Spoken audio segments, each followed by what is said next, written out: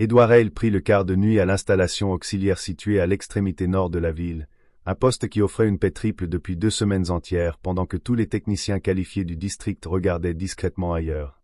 Les rumeurs étaient précises et laides. Des accidents sans explication. Des systèmes qui tombaient en panne en plein cycle.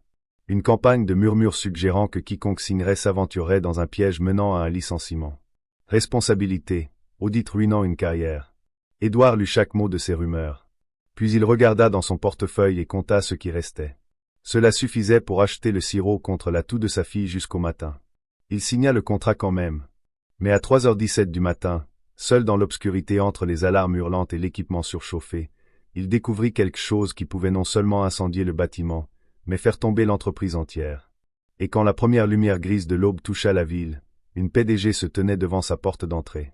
Si vous restez jusqu'à la toute fin de cette histoire, vous comprendrez pourquoi les emplois les plus dangereux sont parfois ceux qui ouvrent les bonnes portes.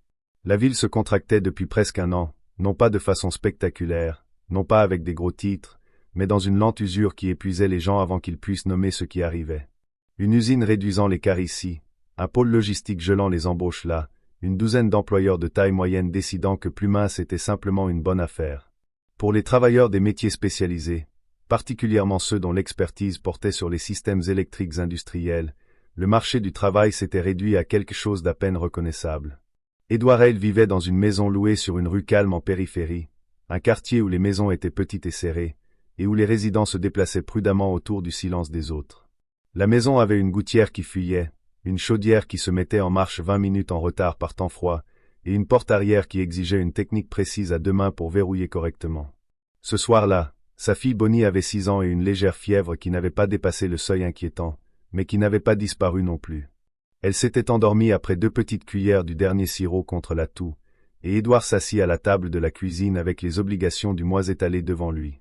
La facture d'électricité, l'enveloppe du loyer, le reçu de la pharmacie, les frais de matériel préscolaire qu'il repoussait. Il ne paniquait pas. Il avait appris à cesser de paniquer il y a quelque temps. Il était déjà descendu au fond, et il n'en avait plus peur. Il était seulement fatigué. Il avait travaillé régulièrement pendant la majeure partie de sa vie adulte. Sa certification en systèmes électriques industriels était solide, et ses heures pratiques nombreuses. Il avait été à une recommandation de superviseur d'un poste de technicien principal 3 ans plus tôt. Puis sa femme était partie, sa mère était tombée malade, et les frais médicaux étaient arrivés d'un coup, comme ils le font toujours. Il avait renoncé à la promotion, puis à bien d'autres choses. Maintenant il acceptait tout ce que l'agence temporaire lui envoyait. Un ancien collègue envoya le message juste après 21h. Un contrat d'une nuit. Taux d'urgence. Triple du standard. Installation auxiliaire nord. Whitmore dynamique. Début immédiat. L'homme avait ajouté une ligne en bas. Je l'aurais pris moi-même, mais j'ai mes raisons. Édouard avait entendu les histoires, pannes inexplicables d'équipement, un technicien qui avait quitté son car sans remplir de papier, du personnel au campus principal parlant du site nord dans ce ton neutre prudent que les gens utilisent quand ils savent que quelque chose ne va pas et ont décidé que ce n'était pas leur problème. Il resta assis longtemps. À travers le mur il entendait le faible son de la respiration de Bonnie. Plus tôt cet après-midi elle avait tiré sur sa manche et demandé, avec la franchise que les enfants de 6 ans réservent aux questions qui comptent le plus, « Demain matin, est-ce que tu seras là pour déjeuner avec moi ?» Il lui avait dit qu'il pensait que oui. Il n'en était pas certain.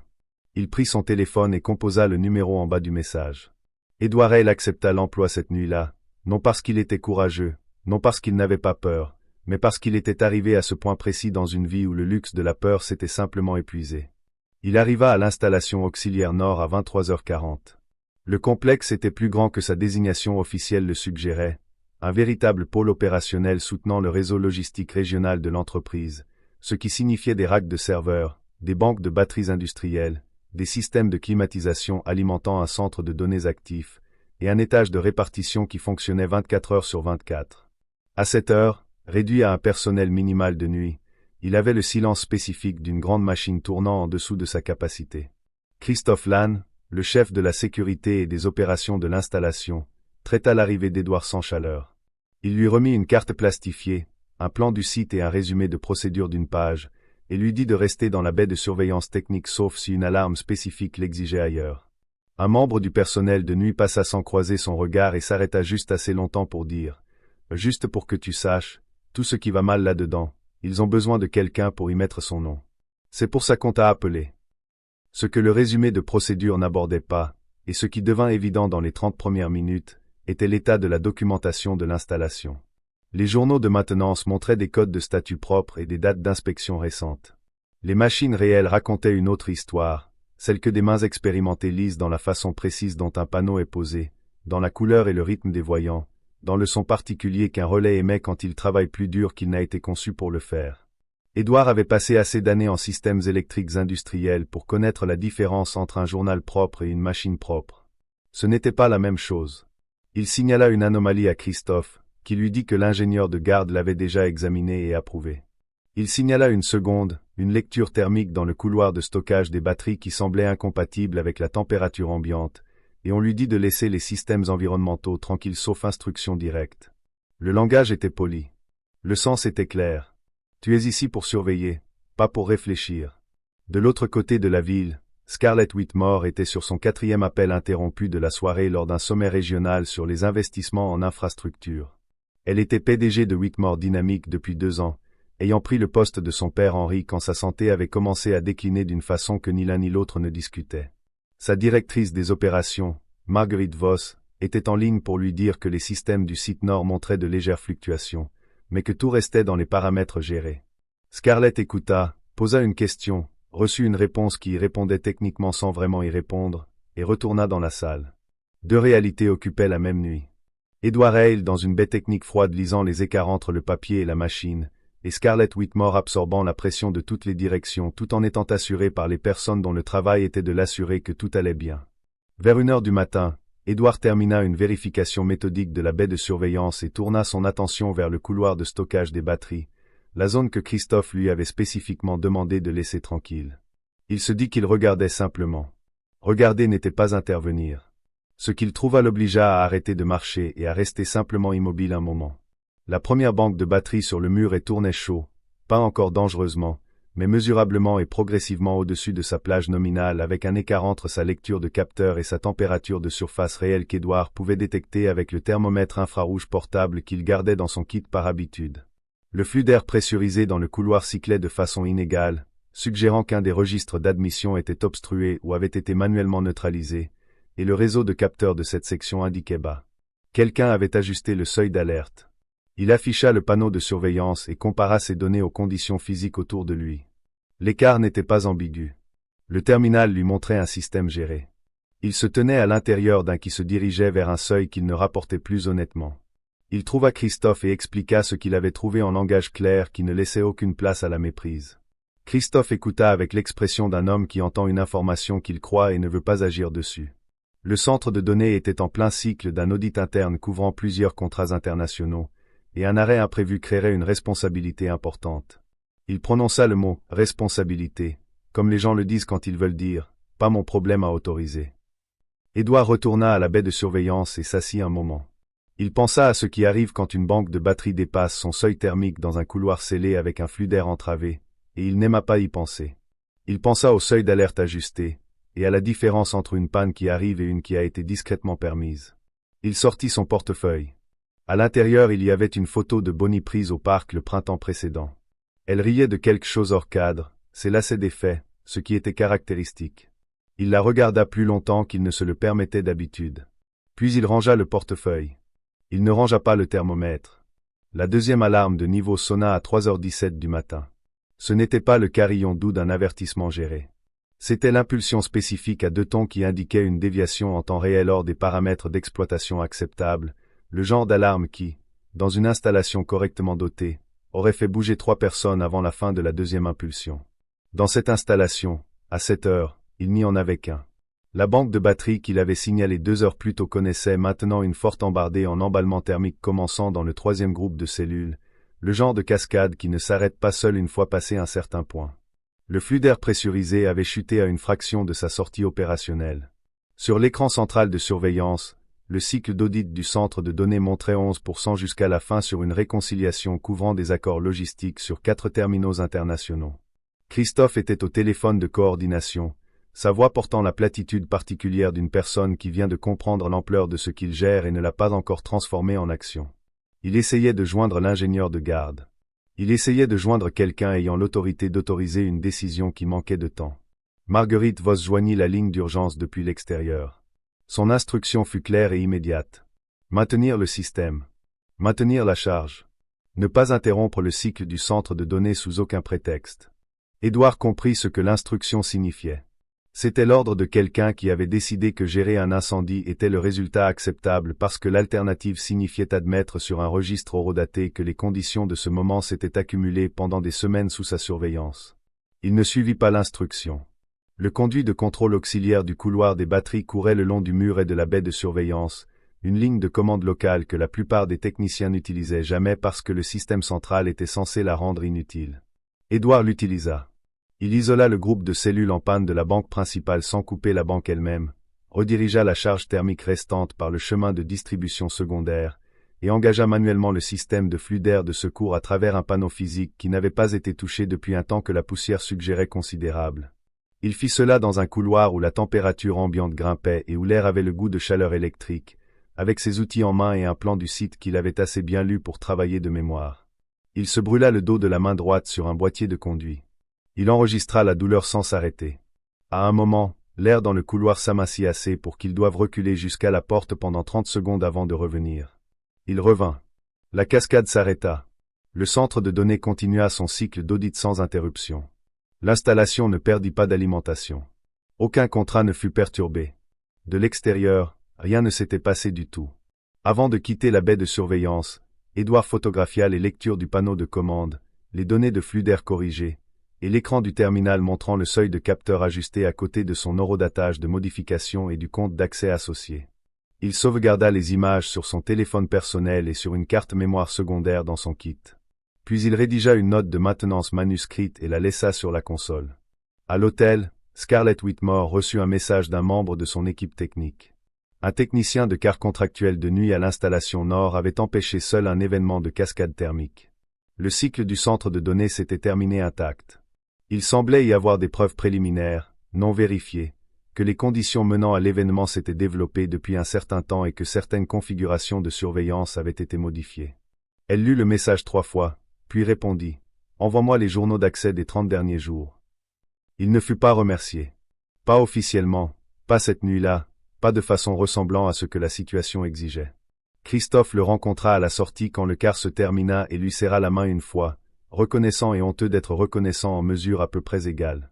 Il mentionna aussi, prudemment, que les détails de la soirée faisaient partie d'un examen interne en cours et qu'Édouard ne devait pas en discuter à l'extérieur jusqu'à ce que cet examen soit terminé. Édouard partit avec sa main brûlée enveloppée dans un chiffon propre de son kit et sa veste de travail portant l'odeur de chaleur électrique qui ne s'en va pas facilement.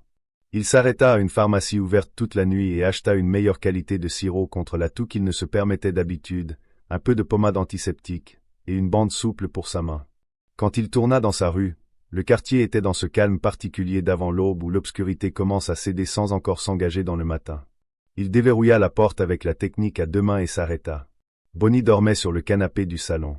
Elle avait tiré la couverture de rechange du panier près de la fenêtre, la mince, la secours, et l'avait enroulée autour de ses épaules comme les enfants le font quand ils s'endorment en essayant de rester éveillés. Un bras était tendu vers le bout du coussin. La lampe dans le coin était allumée. Édouard posa son kit et s'agenouilla sur le sol à côté d'elle. Elle était chaude mais pas fiévreuse, sa respiration régulière. Il resta immobile un moment, ne voulant pas la déranger et n'étant pas tout à fait prêt à cesser de la regarder. Elle remua. Ses yeux s'ouvrirent à moitié et le trouvèrent avec la focalisation lente et incertaine de quelqu'un revenant d'un sommeil profond. Le travail était effrayant, demanda-t-elle. C'est fini, dit-il. Rendors-toi. Elle l'étudia encore un moment, puis ferma les yeux. Il la couvrit mieux avec la mince couverture et alla à la cuisine chauffer la soupe qu'il avait prise. Il pensa que la nuit était terminée. Il posa le contenant sur la cuisinière et alluma le brûleur à bas. Et puis il y eut un coup à la porte d'entrée. Il ouvrit la porte dans les vêtements qu'il avait portés toute la nuit. Ses yeux avaient le rouge spécifique d'une personne qui n'a pas dormi et qui a respiré de l'air stressé pendant plusieurs heures, et le bandage sur sa main droite était visible. Scarlett Whitmore se tenait sur le perron. Il la reconnut immédiatement. Son visage apparaissait dans assez de publications industrielles et de segments d'information pour être familier même sans contexte. Elle était habillée comme si elle venait d'un événement professionnel plutôt que de dormir, un manteau sombre. Sa posture contrôlée, Mais il y avait quelque chose sous la présentation qui se lisait différemment de ses photographies publiques. Elle avait l'air de quelqu'un qui avait conduit longtemps à une heure inhabituelle et choisissait de ne pas reconnaître que c'était inhabituel. Une voiture était garée au trottoir avec un chauffeur à distance respectueuse. Elle était venue avec une seule personne, pas une suite. « Je vais vous demander de m'écouter, » dit-elle. « Je sais quelle heure il est. » Derrière lui vint un petit son. Bonnie, maintenant réveillée et curieuse, apparaissant dans le couloir avec sa couverture traînant encore d'une main. Elle regarda la femme à la porte avec l'évaluation franche d'un enfant qui n'a pas encore appris à faire semblant de ne pas fixer. Le regard de Scarlett passa à Édouard pour saisir ce qui était visible de la maison, les crochets à manteau avec une veste d'enfant et une veste de travail d'homme, les bottes à bout d'acier très usées près de la porte, la pile de sacs de pharmacie sur la table d'appoint. Son expression ne changea pas, mais quelque chose en elle se déplaça, comme un calcul se déplace quand de nouveaux chiffres sont ajoutés. « Je suis venu vérifier quelque chose moi-même, » dit-elle. « Et pour vous remercier personnellement de ce qui s'est passé la nuit dernière à l'installation Nord. »« Vous avez la mauvaise personne, » dit Édouard. Ce n'était pas entièrement une blague. « Non, » dit-elle. Il la laissa entrer. Ils s'assirent à la table de la cuisine, la même table où il avait compté les factures la nuit précédente, et elle lui demanda de lui raconter la soirée. Il le fit, en termes clairs et séquentiels, sans rien omettre et sans rien ajouter. Quand il arriva au seuil de capteur ajusté, son expression changea comme celle de quelqu'un dont un soupçon privé est confirmé en public. Il lui montra les photographies sur son téléphone. Elle les regarda longtemps sans parler. Quelqu'un en gestion des opérations a fait fonctionner ce système en mode neutralisé pour protéger ses indicateurs de performance, dit-elle. Ce n'était pas une question. C'est ce que les journaux montrent, dit Édouard. Bonnie s'était approchée de l'entrée de la cuisine. Elle regarda Scarlett avec la franchise absolue de la petite enfance et dit « Vous êtes vraiment la patronne de son patron. Pourquoi êtes-vous venu ici vous-même » La question atterrit dans la pièce avec le poids spécifique que seule une question d'enfant peut porter. Pas cruelle, pas naïve, simplement impossible à répondre sans une comptabilité honnête de quelque chose. Scarlett resta silencieuse un moment plus long qu'il ne semblait confortable.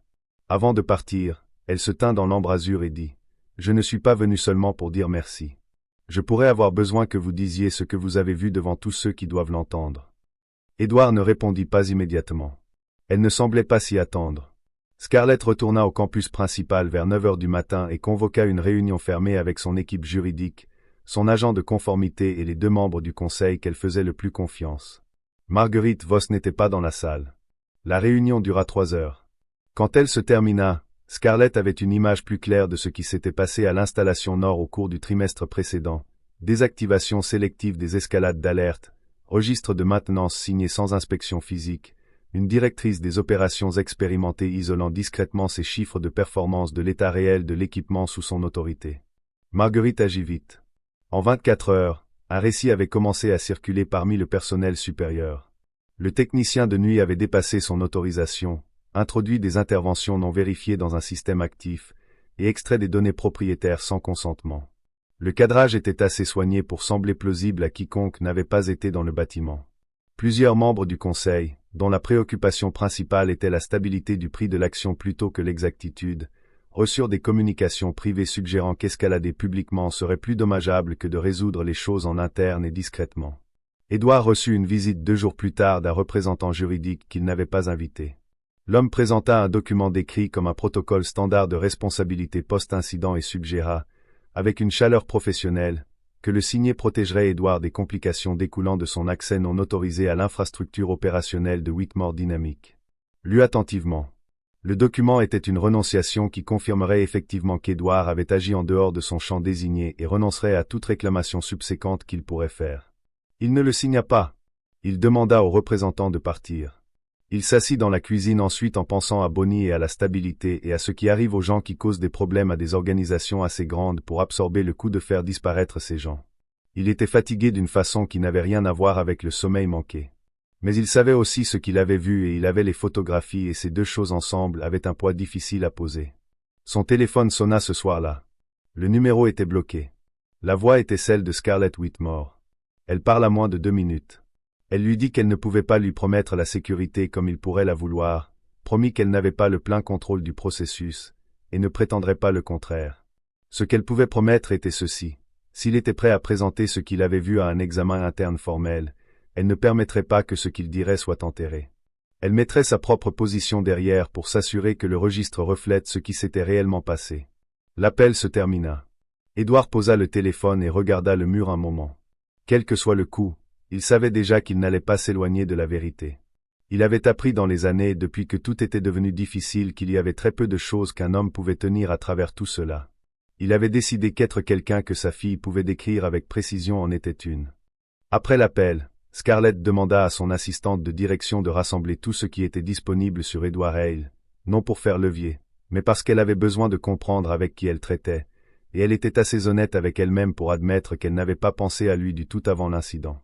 Elle avait pensé au système, au contrat, à la classification des incidents, pas à la personne. Ce qui revint la surprit. Il avait complété une certification en systèmes électriques industriels avec distinction et avait été promu 2 fois en 6 ans dans une firme manufacturière régionale. 3 ans avant la période actuelle, il avait été officiellement recommandé pour un poste de technicien principal. Il avait décliné. Aucune raison n'était documentée dans le dossier de l'entreprise. Dans un ensemble séparé de registres qu'elle dut demander spécifiquement, il avait demandé un congé médical familial prolongé pendant la même période. Sa mère avait été malade. Son mariage s'était terminé. Il avait choisi de rentrer chez lui pour sa fille et ses obligations plutôt que la carrière qu'il construisait, et il l'avait fait d'une façon qui ne laissait aucune plainte formelle et aucun registre d'amertume, seulement une absence tranquille là où une carrière montante avait été. Scarlett resta avec cette information plus longtemps que son horaire le permettait. Elle pensa à la table de cuisine et au sac de pharmacie et aux bottes près de la porte. Elle prit conscience qu'elle avait passé 2 ans à diriger une entreprise tout en croyant, à un niveau non examiné, que la distance entre les positions des gens dans une organisation reflétait à peu près leur capacité et leur effort. Elle n'avait jamais examiné cette croyance de près parce que l'examiner aurait exigé de questionner un système qu'elle avait hérité, raffiné et dont elle était la principale bénéficiaire. Henry Whitmore apparut dans l'embrasure de la porte de son bureau cet après-midi-là. Il avait 63 ans, plus mince qu'il ne l'avait été 2 ans plus tôt, et se déplaçait avec la qualité délibérée d'un homme conservant quelque chose qu'il sait fini. Il s'assit en face d'elle et la regarda avec l'expression qu'il utilisait quand il était sur le point de dire quelque chose qu'il s'attendait à ce qu'elle résiste. « Les entreprises ne tombent pas parce qu'une machine se brise, dit-il. Elles tombent quand les gens qui les dirigent cessent d'être capables de dire qu'il vaut vraiment la peine d'être fait confiance. » À la maison sur la rue périphérique, Bonnie avait passé une partie de l'après-midi précédent sur un dessin qu'elle présenta à Édouard au dîner. Il montrait une figure à la porte d'entrée, une femme aux cheveux jaunes et un manteau sombre debout devant un petit bâtiment avec un arbre à côté. Les proportions étaient généreuses et les détails impressionnistes, mais le sujet était reconnaissable. Est-ce qu'elle est une bonne personne? Édouard considéra la question sérieusement, ce que Bonnie attendait de lui. Je pense que oui, dit-il. Je suis encore en train de le découvrir. Scarlett arrangea une deuxième rencontre avec Édouard, non dans un bureau de Whitmore dynamique, mais dans un petit restaurant près de la limite du district des entrepôts. Elle arriva la première. Il arriva 3 minutes plus tard dans des vêtements propres qui n'étaient pas neufs, et ils s'assirent face à face sans le tampon professionnel d'un hall ou d'une salle de conférence. Il lui dit qu'il n'attendait pas que des gens ayant autorité institutionnelle comprennent ce que cela signifiait d'avoir besoin d'un emploi assez désespérément pour en prendre un avec des signes d'avertissement attachés. Elle lui dit qu'elle n'était pas habituée à ce que des gens disent des choses comme ça directement à son visage. Il dit qu'il ne voyait pas le point de le dire autrement. À la fin du repas, elle comprit qu'il ne voulait pas de sympathie. Il voulait ce que la plupart des gens dans sa situation veulent et reçoivent presque jamais, être évalués équitablement par ce qu'ils savaient réellement et ce qu'ils faisaient réellement, plutôt que par les circonstances que la vie avait placées autour de lui. Scarlett convoqua l'examen interne formel en session un jeudi matin. La salle contenait le conseil d'administration complet, 2 représentants du cabinet d'audit externe, des conseillers juridiques pour les 2 parties, et un conseiller indépendant nommé à l'insistance de Scarlett pour représenter les intérêts du personnel de l'installation. Christophe Lann était présent. Marguerite Voss était présente. Édouard Hale était présent. Il entra portant des vêtements propres et repassés, mais qui ne coûtaient pas ce que coûtaient les autres vêtements dans la salle, et il s'assit sur sa chaise sans ajuster sa posture pour accommoder l'évaluation qu'il sentait venir de plusieurs directions à la fois. Le conseiller de Marguerite ouvrit avec précision. Le technicien de nuit avait été embauché seulement pour l'observation. Il avait pris une action physique non autorisée sur des systèmes actifs. Il avait retiré des données de l'installation sur un appareil personnel. Il avait créé une exposition à une responsabilité secondaire en intervenant dans une situation que son niveau d'accréditation ne l'autorisait pas à gérer. L'argument était bien construit et livré avec conviction. Il aurait été persuasif, pensa Édouard, pour quelqu'un qui n'avait pas été dans le bâtiment. Il attendit que la présentation soit complète. Puis il demanda la permission de répondre, et Scarlett l'accorda. Il commença par les données thermiques, ce que les lectures physiques avaient été à 23h45, ce que le système de surveillance avait rapporté, et l'écart entre les deux. Il expliqua, en termes qui ne nécessitaient aucun bagage en ingénierie pour suivre, pourquoi l'écart n'était pas une variance acceptable et ce qu'il indiquait sur l'état réel du système. Il passa en revue la chronologie de ses tentatives d'escalade par les canaux appropriés, notant les réponses spécifiques qu'il avait reçues à chaque étape. Il expliqua ce qui serait arrivé si la cascade n'avait pas été interrompue, en utilisant les schémas structurels propres de l'installation. Puis il aborda la modification du seuil d'alerte. Il présenta les photographies. Il identifia le terminal, le compte d'accès et l'horodatage. Il identifia la classification d'alerte spécifique qui avait été changée du niveau urgence au niveau surveillance, et la date à laquelle ce changement avait été fait 4 jours avant que le rapport de performance trimestriel le plus récent soit déposé. Il ne fit pas d'éditorial. Il ne haussa pas la voix. Il plaça l'information dans la salle et laissa la salle la tenir. Scarlett demanda que l'administrateur des systèmes ouvre les journaux administratifs originaux, la version complète non éditée, pas le résumé dans les documents de briefing pré-réunion. Il y eut une pause. L'administrateur des systèmes regarda Marguerite. Quelque chose fut dit à voix basse qui ne porta pas. Les journaux originaux furent ouverts. La salle fut très silencieuse. Christophe Lannes était assis au 2e rang avec la posture d'un homme qui espérait depuis plusieurs jours que la situation se résoudrait sans exiger de lui une décision. Ce n'était pas le cas. Il se leva et dit qu'il voulait entrer une déclaration au registre. La nuit en question, Édouard Hale avait été la seule personne à l'installation Nord qui avait à la fois identifié la gravité de la situation et pris une action conforme à la procédure correcte, et c'était vrai indépendamment de ce que la documentation d'autorisation disait sur son niveau d'accréditation. Les journaux administratifs confirmaient ce que les photographies montraient. Un compte sous l'autorité opérationnelle de Marguerite Voss avait modifié la classification d'alerte pour le couloir des batteries Nord le 11 du mois. La modification avait gardé la condition détériorée du couloir sous le seuil qui aurait déclenché une escalade automatique à la haute direction et un arrêt de travail automatique en attendant inspection. Marguerite dit qu'elle avait protégé la continuité opérationnelle. Elle dit qu'elle avait fait un jugement dans les limites de son autorité. Elle dit que le système se serait corrigé seul. Henry Whitmore, assis à l'extrémité éloignée de la table du conseil dans une chaise légèrement retirée de la rangée principale, dit calmement: « Tu as fait un jugement avec la sécurité des autres comme monnaie, et tu as perdu. Cette réunion est la conséquence de cela. » Marguerite Voss fut suspendue de toutes les fonctions opérationnelles en attendant examen supplémentaire avant la fin de la session. Édouard resta assis sur sa chaise et ressentit l'épuisement particulier qui suit un exercice prolongé de contrôle soutenu. Il ne se sentit pas triomphant. Il se sentit comme une lourde charge enfin posée, pas plus légère exactement, mais plus à portée seule. Scarlett le rencontra en privé après que le conseil eut vidé la salle. Elle lui offrit un poste, non un contrat temporaire et non un rôle honorifique, une fonction consultative en sécurité opérationnelle attachée à l'installation Nord avec mandat d'examiner et de réinitialiser les protocoles de sécurité sur le site. Si les 6 premiers mois se passaient comme elle l'anticipait, la possibilité d'étendre à un rôle complet d'intégrité des systèmes couvrant le réseau régional de l'entreprise.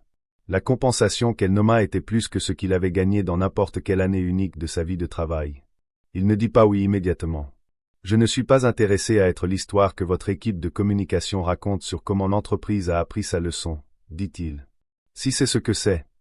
Elle soutint son regard sans broncher. Ce n'est pas, mais je comprends pourquoi vous demandez. Il demanda ce qu'elle s'engageait réellement à faire.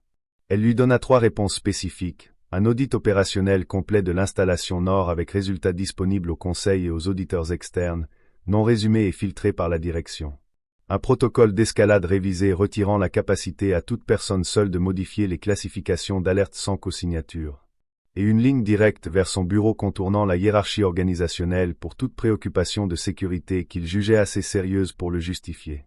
Il demanda du temps pour réfléchir. Elle dit qu'il pouvait l'avoir. Ce soir-là, il s'assit à la table de la cuisine avec Bonnie et lui dit, en termes approximatifs qu'une enfant de 6 ans peut utilement retenir, qu'il pourrait y avoir un nouvel emploi, un vrai, dans un endroit qu'il connaissait. Bonnie considéra cela avec la gravité qu'elle apportait à toutes les questions importantes. « Est-ce que tu devras encore aller aux endroits effrayants tout seul ?» demanda-t-elle. Il y pensa plus longtemps que la question l'exigeait probablement. « Oh non, dit-il. Je ne pense pas. » 3 jours plus tard, un colis arriva à la maison sur la rue périphérique. Il contenait un kit de traitement de brûlure de qualité médicale, pommade, bandage approprié, un guide de soins de plaie, et une feuille de papier pliée. Le papier disait « Merci d'avoir choisi de faire la bonne chose, même quand personne ne se tenait avec vous. » Il n'était pas signé avec un titre formel, juste un nom, juste Scarlett. Plusieurs semaines passèrent. Édouard commença le nouveau poste un lundi, arrivant à l'installation nord par l'entrée principale du bâtiment, où on lui remit un badge avec son nom et son rôle réel imprimé dessus. Christophe Lannes lui serra la main dans le hall, et cette fois la poignée de main ne portait aucune ambivalence. La première chose qu'Édouard fit dans sa nouvelle capacité fut de parcourir tout le périmètre du couloir des batteries avec une liste de vérifications fraîches d'inspection et un système de notation qu'il avait conçu lui-même, parce que l'existant avait été construit autour de minimiser ce qu'il enregistrait. Il était, dans ce nouveau rôle, exactement la même personne qu'il avait été dans chaque rôle précédent, sans hâte, direct, prêtant une attention étroite aux choses que d'autres personnes avaient trouvé commode d'ignorer. La seule différence était que maintenant il y avait une structure autour de lui conçue pour utiliser ses qualités plutôt que pour les gérer dans le silence. Scarlett changea aussi, dans les façons dont une personne change quand elle est forcée de regarder quelque chose qu'elle avait précédemment regardé au-delà. Elle passa plus de temps aux sites opérationnels et moins de temps dans les salles où les chiffres sur ces sites étaient discutés. Elle eut plusieurs conversations inconfortables avec des membres de son équipe supérieure qu'elle avait repoussés pendant la majeure partie d'une année. Elle commença à poser des questions différentes, non celles conçues pour confirmer ce qu'elle avait déjà décidé, mais celles dont elle pourrait ne pas aimer les réponses. Henri remarqua et ne dit rien, parce qu'il comprenait que les changements les plus significatifs chez les gens ne requièrent pas de commentaires. Un samedi après-midi, Bonnie vint avec Édouard à l'installation pour une courte visite. Scarlett l'avait suggéré, la décrivant comme rien de formel. Bonnie approcha la visite avec l'élan pur en avant d'une enfant à qui on avait promis qu'elle verrait où son père travaillait. Elle rencontra Scarlett dans la petite cour avant du bâtiment. Elle l'étudia un moment, l'identifiant, puis sortit de son sac à dos une feuille de papier pliée. C'était le dessin, la femme à la porte. La maison, l'arbre. Mais Bonnie avait travaillé dessus depuis la version originale. Derrière le cadre de la porte, elle avait dessiné un soleil, grand et détaillé, ses rayons s'étendant au-delà des bords du bâtiment. Et au-dessus de la figure à la porte, elle avait ajouté, en lettres de crayon soigneuses, un seul mot qu'elle avait récemment appris à épeler, « a bonne ». « Je l'ai réparé », dit Bonnie. « Avant, tu avais l'air triste. Maintenant tu as l'air moins triste. » Scarlett prit le dessin et le tint d'une façon qui suggérait qu'elle n'était pas entièrement sûre de quoi faire avec un cadeau comme celui-ci, non parce qu'elle n'était pas touchée, mais parce qu'elle était plus touchée qu'elle ne savait comment porter avec grâce. Plus tard, quand Bonnie était allée examiner une rangée d'équipements industriels que quelqu'un avait décrit comme un robot, mais qui était en fait un grand chariot automatisé, Édouard et Scarlett se tinrent côte à côte dans la cour dans le calme particulier de deux personnes qui ont cessé de performer l'une pour l'autre et n'ont pas encore décidé quoi faire de l'espace que cela laisse. « J'ai passé longtemps, dit Scarlett, dans un monde où les gens ne frappent à la porte des autres que quand ils ont besoin de quelque chose de l'autre côté. » Édouard resta silencieux un moment. « J'ai passé longtemps, dit-il, dans un monde où personne ne frappe à ta porte du tout, sauf si quelque chose a déjà mal tourné. » Ils restèrent là un peu plus longtemps sans rien résoudre, ce qui allait bien. La résolution n'était pas ce que le moment exigeait. La nuit où Édouard Hale accepta l'emploi que personne d'autre ne voulait prendre, il avait espéré assez d'argent pour acheter le sirop contre la toux de sa fille jusqu'au matin. Il n'avait rien imaginé au-delà, ni restauration, ni reconnaissance, ni un avenir façonné différemment de celui qui se resserrait autour de lui depuis des années. Il avait seulement espéré rentrer chez lui. Il n'avait pas pu savoir que le point le plus sombre de cette nuit se révélerait être la porte, que de l'autre côté, non pas malgré ce qu'il lui en avait coûté de la franchir, mais à cause de cela, était une vie qui avait de nouveau de la place pour un travail qui correspondait à ce qu'il savait réellement, de la place pour une fille qui ne s'endormirait plus sur le canapé en se demandant si son père était quelque part effrayant et seul, de la place, peut-être, pour quelque chose. D'autres, encore quelque chose que ni lui ni la femme debout à ses côtés n'avaient nommé encore, et n'avaient pas besoin de nommer pour savoir qu'il était là.